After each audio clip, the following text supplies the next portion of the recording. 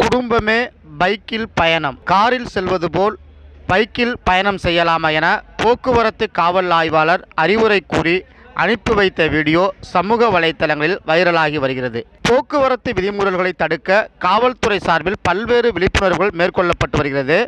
ஆனால் அதை எதையும் கண்டுகொள்ளாமல் விதிகளை மீறுவதை பலர் வாடிக்கையாக வைத்துள்ளனர். குடித்துவிட்டு வாகனம் ஓட்டக்கூடாது, ஹெல்மெட் அணியாமல் வண்டி ஓட்டக்கூடாது, இன்சூரன்ஸ் இல்லாத வாகனத்தை இயக்கக்கூடாது, 2 நபர்களுக்கு மேல் செல்லக்கூடாது என நாகப்பட்டினம் போக்குவரத்து காவலர்கள் பல்வேறு இடங்களில் சோதனை சாவடிகள் அமைக்கப்பட்டு ஆய்வு செய்து வருகின்றனர். அதன்படி நாகப்பட்டினம் மாவட்டம் வேளாங்கண்ணி ஆர்ச் சுனாமி ஸ்டூபி அருகே கிழக்கு கடற்கரை சாலையில் போக்குவரத்து ஆய்வாளர் தவச்செல்வம் தலைமையில் 10க்கும் மேற்பட்ட போலீசார் வாகன சோதனையில் ஈடுபட்டனர்.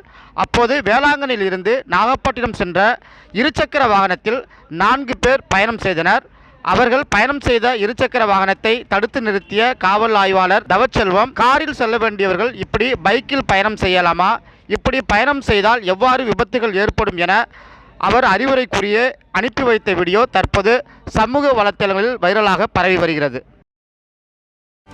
செய்திகளை உடனுக்குடனும் துல்லியமாகவும் தெரிந்து கொள்ள சப்ஸ்கிரைப் பண்ணுங்க.